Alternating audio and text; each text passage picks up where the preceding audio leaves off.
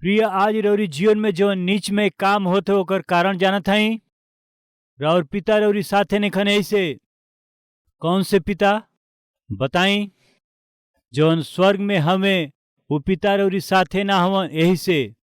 प्रिय सिमसोन जाके कहाँ सुतले जानत हई। सिमसोन जाके दलीला नाम के एगो बेश्या के गोद में सुतले। और प्रियो काहे सिमसोन जाके एगो बेश्या के गोद में सुतले, काहे वो नीचा गिर गए और नीच में काम के ऊ करत रहले। आई जा ओकर कारण देखी जा। न्यायों की किताब 16 अध्याय 19 पद। तब वो उनकरा के अपना घुटना पर सुतौले रहली। हाँ, वो कहाँ सुतौले रहली? एगो बेश्या के गोद में सुतल रहले। के रहे ई? परमेश्वर के जरिए चुनल गई एगो नाजीर रहले, चुनल गई रहले, बुलावल गई रहले। सुनत हैं ये बात के? प्रियो सिमसोन अभिषिक्त कल गए रहले परमेश्वर खातिर। प्रिय भाई और बहन लोग सुनत हई, हम चुनल गई हई जा परमेश्वर के संतान बन के जिए खातिर। हम पवित्र कल गई हई ताकि अलग होके गवाह बन के जी। हम अलग भइल लोग हई ताकि अंधकार से अलग होके जी जा। ऐसन हम कैसे इस तरह से पाप में काम के कर सकेलें जे बताई। हम ऐसे काहे करेली जानत हई। और सिमसोन काहे कैले जानत हई। उ जाके एगो बेश्या के गोद में सुत गई रहले। जब उनकरा गोद में जाके सुत गए तो उ बेश्या तो सिमसोन के जीवन के नाश करे खातिर एगो षड्यंत्र रचली। सिमसोन के ना मालूम रहे। उ बेश्या तो सिमसोन के सगरी दुश्मन लोग के बुला लिहली। आवाजा, ई कामुक व्यक्ति गोद में सुतल बाटे, आवाजा। प्रिय एकरा से पहले सिमसोन से सब केहू डेराव।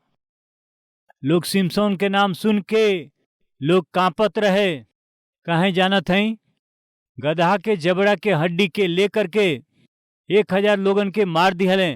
फलस्ती लोग सिमसोन के नाम सुन के ही कांपे लागत रहले। ऐसन सिमसोन कहाँ गए जानत हई? फलिस्ती लोग के देश में उगैले। फलिस्ती के देश में उगैले काहे कि आसानी से वहां पाप हो सकत रहे। वहां पाप कैले से केहू देख ना पाई। बाटे का ऐसे लोग हमनी के बीच में केहू जान ना पावे। दूर प्रांत में जाके केहू ना देखी, केहू ना हमरा के जान पाई, केहू हमरा के वहां पहचान ना पाई। तुच्छ में नीच में काम के करे वाला हमनी के बीच केहू बाटे का? तो सुनी, कितनो दूर चल जाई, एकांत में चल जाई, राउर करे वाला काम चाहे पति ना देखे, पत्नी ना देखे, बच्चा भी ना देखे, माता पिता भी ना देखत हमें, परमेश्वर देखत हमें ना। परमेश्वर ध्यान देत हमें ना। इतना भी समझ नहीं के तो कैसे?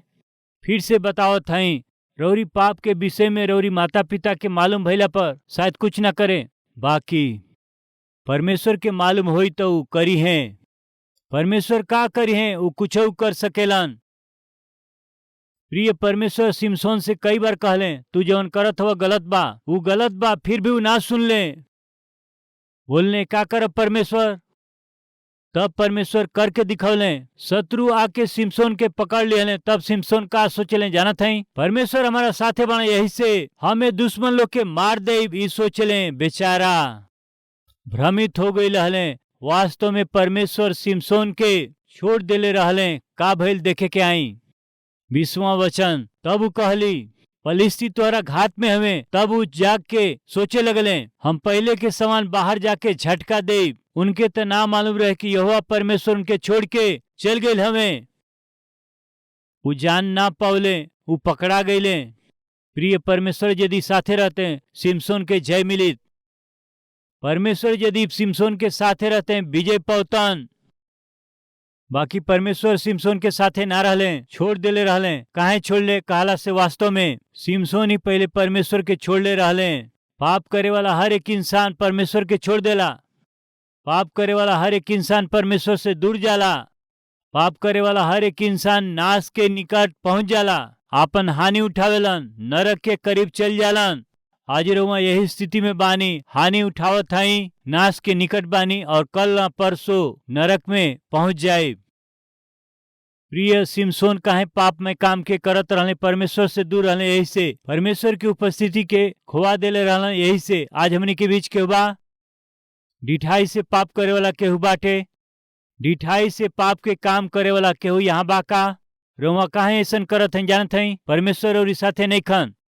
परमेश्वर के संगति के खो देले बनी। यही से प्रिय लोग सावधान। सिमसोन जैसे बलवान व्यक्ति शत्रु के हाथ में चल गए। ओकरा बाद का भइल आई जा देखी जा।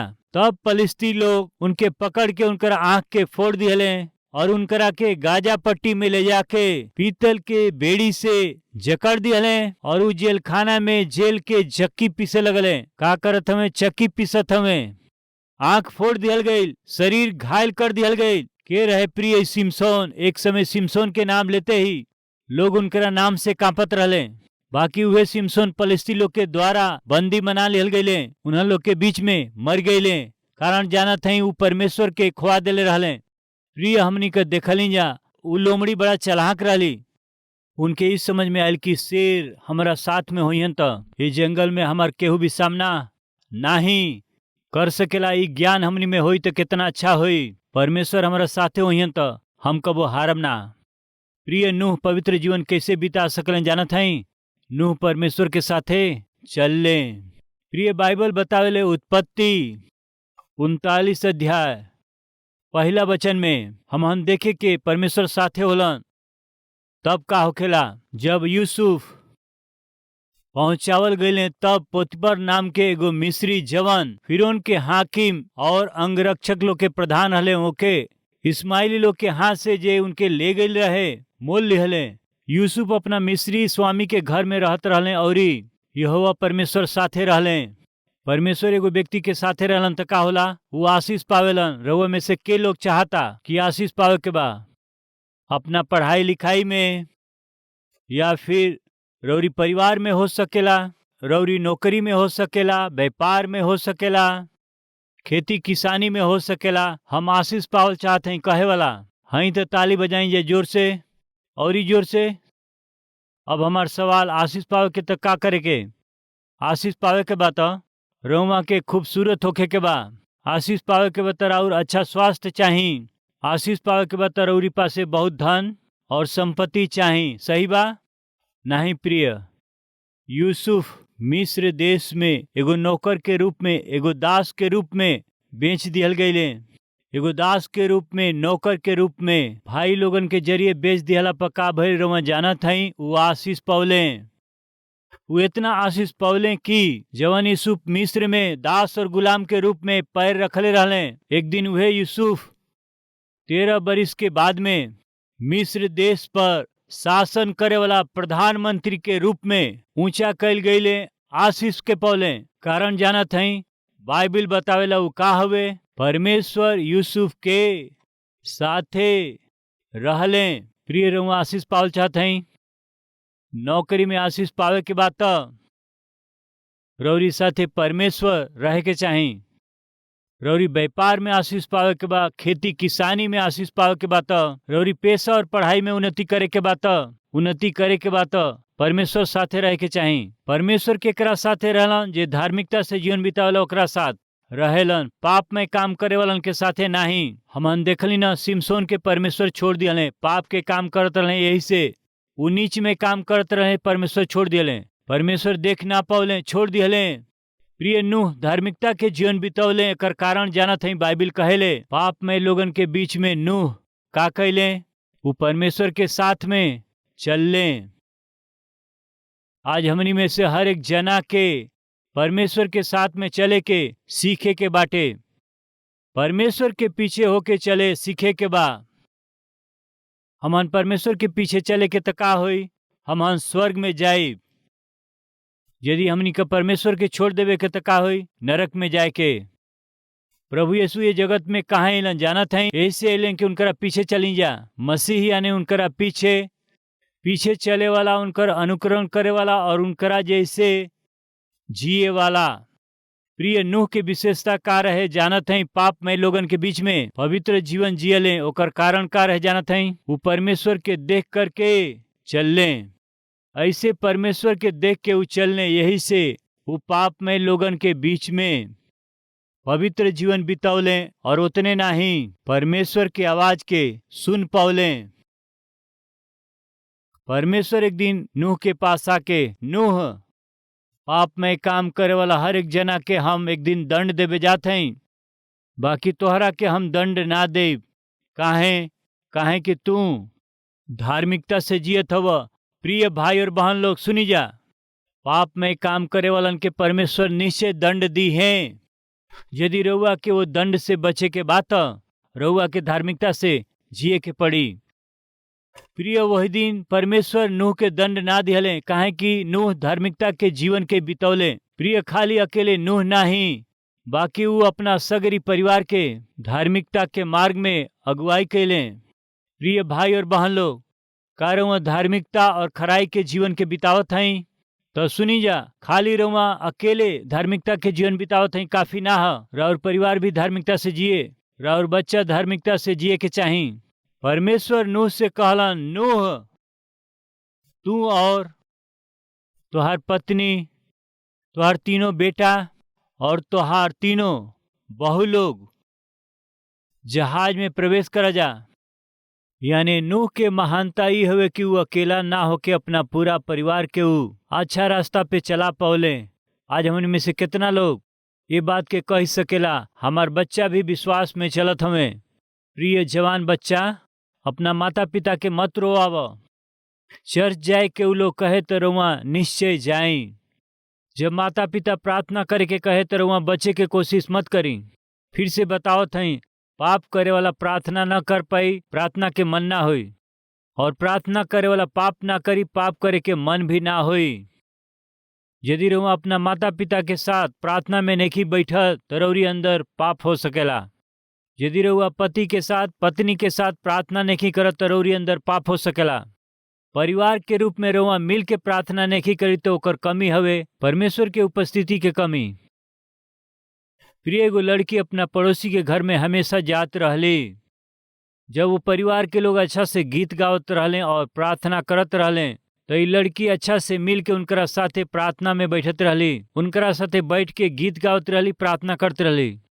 तब वो घर के आंटी पूछली कि तू हमरा घरे आके बेटी गीत गावत हऊ, प्रार्थना करत हऊ, हमनी के घरे आके तू अच्छा से पारिवारिक प्रार्थना में हिस्सा लेत हऊ, का तो हम लोग अपना घर में प्रार्थना ना करेला?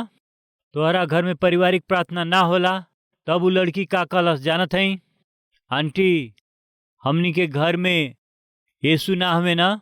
का वो कहत हई हमनी के घर में यीशु जी ना हमें? आंटी जी ई का हुए हमनी घर में यीशु जी नहीं खान? हमार माता पिता हमेशा लड़ेला ना, जब देखा हमारा घर में चीखल चिल्लाए होला, यही से यीशु हमनी के घर में ना आवेलन। आंटी जी कितना दुख के बात बाटे प्रिय, यीशु जी हमारा घरे में नहीं खान, उनकर उपस्थिति नहीं खे। आंटी काहे खातिर हमारी घर में प्रेमे नहीं खे, मेल मिलाप नहीं खे, आत्मिकता नहीं खे, एकता नहीं खे। हमेशा हमार माता पिता लड़ाई झगड़ा करेलन, जब देखा वो लड़त रहेलन। एकरा के देख के यीशु जी हमारा घरे आयल छोड़ दिले। हम पूछत हई प्रिय भाई बहन, का बाटे आज परिवार के व्यवस्था कैसन बा? आज हमनी के परिवार के स्थिति हो सकेला रउरी परिवार के लोग आज यही सोच में होखे, हमेशा अपना पति से रउआ झगड़ा करीला, रउआ हमेशा अपना पत्नी के मारीला। यही से राउर बच्चा कहलन कि हमारा घर में यीशु नहीं खन, काहे कि हमारे पिताजी दुष्ट हमें, माँ झगड़ालू है, हमेशा हमने के घर में झगड़ा करेली। यही से यीशु जी घर से चल गए। प्रिय ये अच्छा गवाही ना है? नूह जवन एगो धर्मी व्यक्ति रहले, वो खाली अकेले परमेश्वर के पीछे ना गईले, बाकी अपना बच्चन के भी परमेश्वर के पीछे चलौले, अपना बहु लोगन के परमेश्वर के पीछे चलौले, वो अपना पत्नी के भी परमेश्वर के पीछे चले के सिखौले। ई तो एगो अद्भुत परिवार रहल। आज हमनी में बहुत से लोग अकेले पति संगति में जालन, पत्नी ना जाली, रौरी साथे राउर पति ना जालन, रौरी साथ बच्चा ना जालन। तो फिर निश्चय रुआ के गंभीर बने के बा, सबसे पहले अपना जीवन के जांचे के बा, परखे के बा, काहे हमार पति हमरा साथे कलीसिया में ना जालन, हमरा में का कमी बाटे, सवाल करे के बा। प्रिय भाई और बहन, हमार बच्चा लोग काहे कलीसिया में ना जालन, हमरा में का कमी बा, सवाल करे के बा। प्रिय लोग, नूह धर्मी रहले, वो कितना धर्मी रहले जानत हई? वो अकेले परमेश्वर के पीछे ना गईले, बाकी अपना पूरा परिवार के परमेश्वर के पीछे ले गईले। कितना अद्भुत बाटे। आज निश्चय हमनी के फैसला के करे के बा, अब से लेके अपना परिवार के प्रभु के पास लियावे के बा। ई जिम्मेदारी बाटे। बहुत से कारण बतौले हुई हैं नूह के बच्चा लोग। उ पाप के एगो समय रहल प्रिय, पाप से भरल उ लोग रहले। ऐसे पाप में लोगन के बीच और पाप में मित्र के बीच अपना बच्चन के रक्षा कैल आसान नहीं खे। ई चुनौती से भरल रहे, संघर्ष से भरल रहे, बाकी असंभव कुछ नहीं खे। नूह ये के साबित कैले। आज हमनी के बच्चन में से केहू भटक जाओ त गलत मार्ग में जैला से कुछ माता पिता कहेलन हमहन का करी जी, आजकल के जवान ऐसने रहेलन जा। आजकल के जवान के यही सब आदत बा। कितनो बताई जा बेटा नेखे सुनत, बेटी नेखे सुनत। हाँ का करी, जमाना ऐसने बाटे। प्रिय ऐसे कह के समझौता मत करी। प्रिय ऐसन भयानक दिन में नूह अपना बच्चन के रक्षा कर पौले। कारण ई रहे कि उ धार्मिकता के पहले जीवन बितौले, अपना बच्चन के भी धार्मिकता के मार्ग में उ चलौले। 3 गो बेटा, 3 गो बहू और एगो पत्नी, अपना पूरा परिवार के। नूह जल पड़ले से पूरा दुनिया नाश हो गई, बाकी अपना परिवार के उ बचा लिहले। बाइबिल कहले एक दिन आवे वाला बाटे, भयानक प्रलय आवे वाला बा। वो भयानक प्रलय से सगरी संसार नाश हो जाई और के बची बताई जरा। बाइबल के अनुसार जे केहू मसीह के जरिए बहावल लहू के जे अपना जीवन के धो ले, उ लोग स्वर्ग में सुरक्षित चल जाई हन जा। इहे बाइबल बतावेले। प्रिय हमन देखिला नूह एगो धर्मी रहले, पाप में लोगन के बीच नूह पवित्रता से जियले। नूह परमेश्वर की आवाज सुन ले। जब परमेश्वर कहले हम सगरी संसार के नाश करे जात हई, नाही प्रभु ई कैसे हो सकेला, रउआ कैसे दंड दे, ऐसे सवाल उ ना कैले। उ सुन ले और विश्वास कैले। नूह सुना, एगो जहाज बनाव, अपना परिवार के रक्षा कर। यहोवा परमेश्वर के कहला अनुसार एगो जहाज के बनौले। नूह खतरा के जान गईले। एगो खतरा आवे वाला बा, पाप करे वाला के परमेश्वर दंड देवे जात हमें, ये बात के जान गईले। नूह प्रभु के मर्जी के पूरा कैले, जहाज के उ बनौले और अपना परिवार के रक्षा कैले। पूरा परिवार खातिर उ एगो आधार बन गईले। का मालूम बटे, जब पूरा संसार नाश हो गईल तो मनुष्य के अस्तित्व का रक्षा के कल जानत हई नूह और नूह के परिवार। बाइबल के अनुसार नूह के बेटा सेम, हाम, एपेत, ये तीनों पुत्र के जरिए ही पूरा विश्व भर में मानव जाति फैल गई बटे। बाइबल हमन के बतावेले। प्रिय नूह परमेश्वर के साथ चलले। फिर और विषय में काबा, हमारी विषय में काबा। प्रिय एक दिन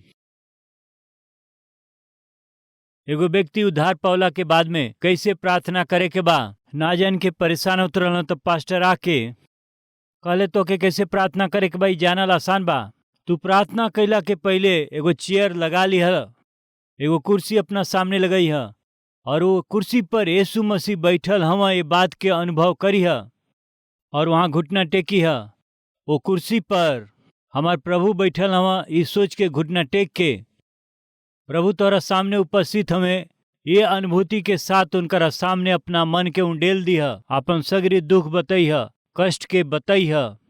एकरा के आदत बना लेला के बाद वो पूरा मन से परमेश्वर से बात कैल सीख गईले। वो अपना पूरा मन के परमेश्वर के सामने उंडेले लगले।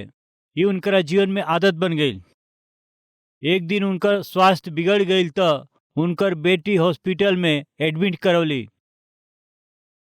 अपना बेटी से वो कहले, बेटी हमारा पलंग के पास एगो कुर्सी के लगैबू। कहें पिताजी हमारे यीशु जी आके बैठी हैं। प्रिय कितना अद्भुत बात बा, हमारे यीशु आके बैठी हैं।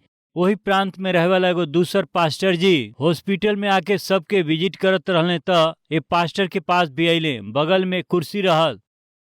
वो पास्टर जी पूछले केहू आके तोहरा पास में यहाँ बैठ के गइल बका पूछला से, तब वो आदमी कहले हमार यीशु जी ही बीच बीच में आके बैठेलन। कितना सुंदर बात बा, यीशु जी हमारा साथ रहेलन, हमारा साथे यहाँ बैठेलन।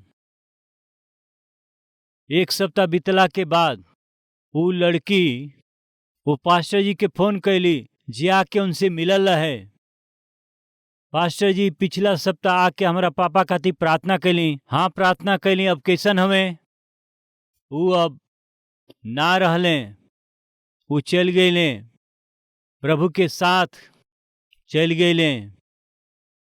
पास्टर जी एगो बात के जानत हई, जब हमार पापा मौत के बिछौना पर रहले और जब हम दवाई लेवे खातिर गए हली त जब हम लौट के अली त पिताजी के हाथ पास में रखल चेयर के पास में ऐसे रखल है। वो पास्टर जी से पूछली हमार पिताजी कहाँ हैं? वो चेयर के ऊपर हाथ रखले, कारुआ जानत हई? पास्टर जी कहले हाँ जानत हई। जब उनकर मौत भइल परमेश्वर कहले हुई हैं अब अहीं तक तू परिश्रम कैला, तू अपना दौड़ के अब पूरा कर लेले हव, आव हमन अपना घर चली। ई कह के यीशु जी हाथ देले हुई हैं। यही से राउर पिता यीशु के हाथ में हाथ रख लें और स्वर्ग के चल गईले। प्रिय भाई और बहन लोग कृपया सुनी, नूह कैसे धार्मिकता के जीवन जियले और अपना परिवार के रक्षा कैले जानत हई का? काहे कि ऊ परमेश्वर के साथ चलने। यही से हनोक के बारे में बाइबल में लिखल बाटे, हनोक परमेश्वर के साथ साथ चलने और ओकरा बाद में वो परमेश्वर के साथ स्वर्ग में उठा लिहल गईले। प्रिय आज रहुआ आत्मिक जीवन जियत हई, अच्छा बात बा, बाकी अंतिम सांस तक आत्मिकता के रक्षा करी।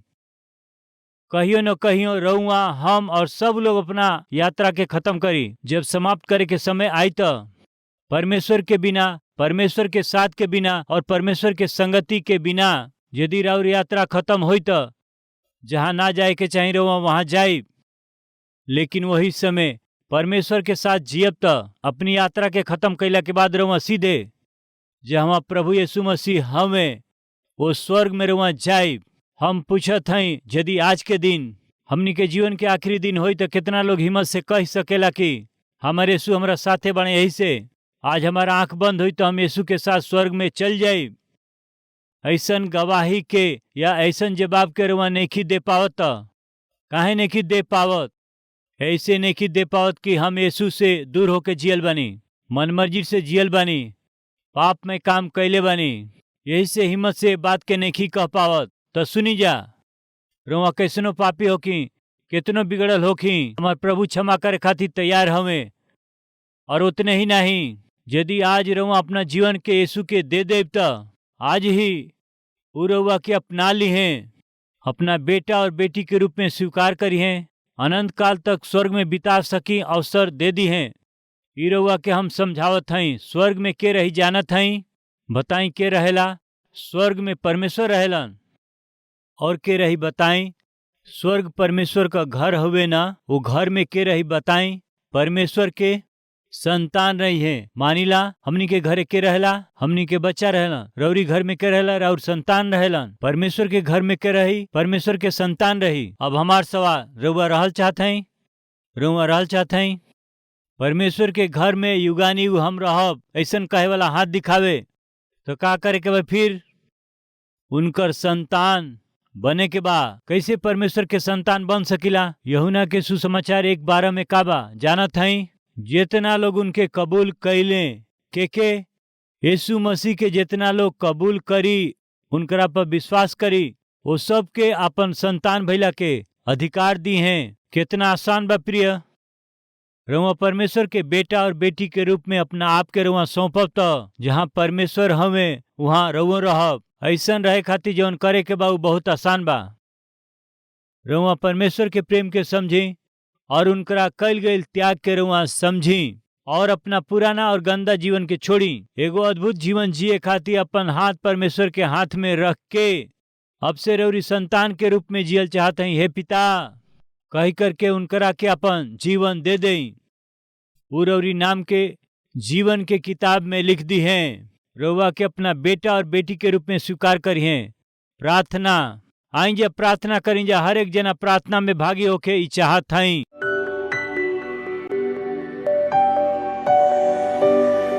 पवित्र पिता परमेश्वर बहुत ही सीधा और साफ हम सब से रउआ बात कैली है, करा खातिर धन्यवाद। नूह पाप में समाज में पाप के लोगन के बीच में पवित्रता से जियले, ओकर कारण ई हवे कि नूह रउरी साथे साथे चलने। यही से उ रउआ के देख के जियले यही से उ खाली अकेले नहीं अपना बेटन के और बहु लोग के और पत्नी के पूरा परिवार के धार्मिकता के मार्ग में चला सकलें। बच्चन के सुधरे के बात माता पिता के सुधरे के बाटे। हमनी के संसार में रहत बच्चन के सुधरे के बाटे सोचल मूर्खता बा। पिता आज बहुत से पति पत्नी अपना गलती के जाने के बा, अपना मन के बदले के बा। जैसे वो छोट लड़की कहलस हमारा घर में यीशु ना हुए, हमारा घर में लड़ाई झगड़ा होला। पिताजी ऐसन बात के हमनी के घर में ना होके, हमन के संतान ना कहे। आत्मिकता के, प्यार के, स्नेह पिता हमनी के घर में हमेशा रहे, ऐसन अनुग्रह करी। नूह रौरी पीछे चलने ऐसन अनुग्रह हमनों के देई। सिमसोन रउआ के छोड़ लें, शत्रु लोग के हाथ में मारल गईले। रउआ से दूर होके हमनी का कुछ ना कर पाए जा, बाकी रौरी साथे रह के हमन अपना जीवन में शांति, आनंद, खुशी, सगरी आशीष और समृद्धि अनंत काल तक अनुभव कर सकेली। जब पिता रउआ साथे बानी त हिम्मत मिलेला, रउआ साथ बानी त ताकत मिलेला। ऐसे आज हर एक अधर्म के काम के छोड़ के ईमानदारी और सच्चाई से जी के, पापमय और गंदा आदत के छोड़ करके पति पत्नी और बच्चन खातिर आदर्श जीवन जी सकिन जा। ऐसा अनुग्रह हर एक जना पर करी। यीशु के नाम से मांगत हैं पिताजी, आमीन।